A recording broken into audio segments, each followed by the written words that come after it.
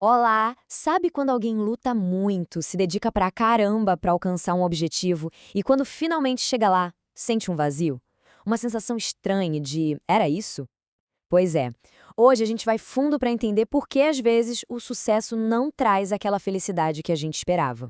E a pergunta que não quer calar é essa: por que conquistar uma meta tão desejada pode acabar se transformando num peso, em vez de motivo para comemorar?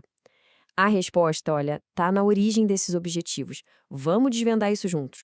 Bom, o problema muitas vezes começa no que o material que a gente está analisando chama de sucesso por empréstimo.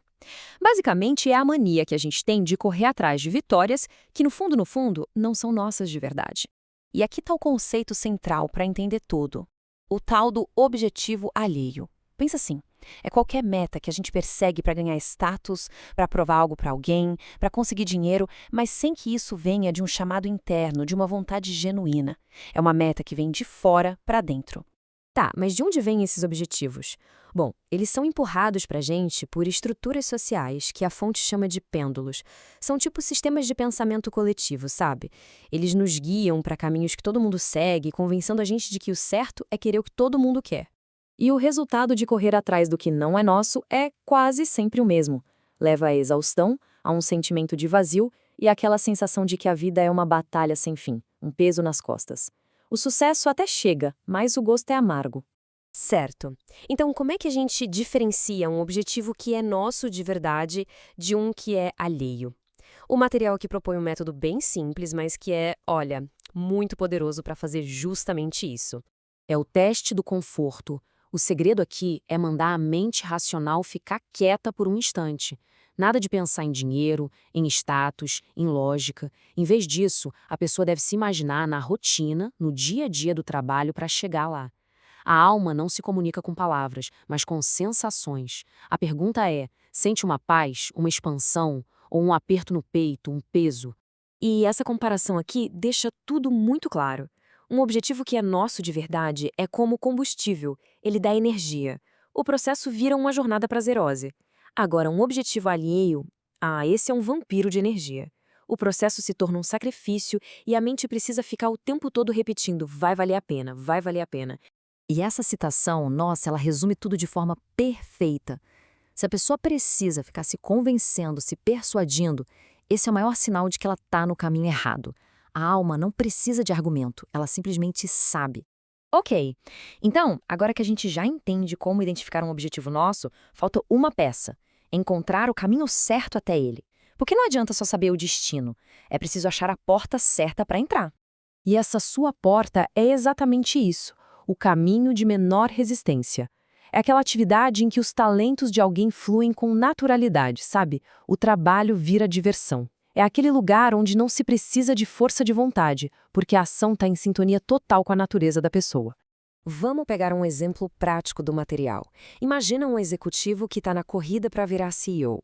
A mente dele grita que isso vai trazer prestígio, dinheiro, sucesso, mas o processo deixa ele estressado, vazio, é um objetivo alheio clássico. Só que a alma dele sempre foi apaixonada por marcenaria. Quando ele finalmente assume esse como seu objetivo verdadeiro e abre uma pequena oficina, que é a porta dele, o sucesso acontece de forma natural, quase sem esforço.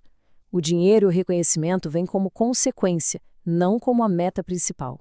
E aqui fica uma pergunta para todo mundo refletir, inspirada num exercício da fonte. Se dinheiro não fosse um problema, se já tivesse tudo garantido, o que uma pessoa escolheria fazer com o tempo dela? Só pelo puro prazer da atividade?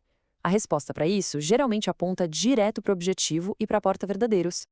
Mas escolher o próprio caminho tem uma recompensa que vai além da felicidade. É a chave para destravar um nível de criatividade e inspiração que muita gente nem sabe que tem. A inspiração não é um raio que cai do céu aleatoriamente. Ela aparece quando a gente se liberta dos estereótipos, daquelas caixinhas de como as coisas deveriam ser. Esses padrões de pensamento são como muros que nos impedem de enxergar soluções geniais que já estão bem na nossa frente. E o mais interessante aqui é pensar que a genialidade não tem a ver com QI, com poder intelectual. Tem a ver com coragem.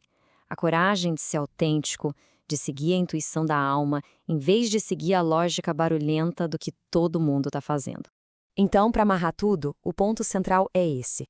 Encontrar a própria meta e a própria porta não é um ato de egoísmo.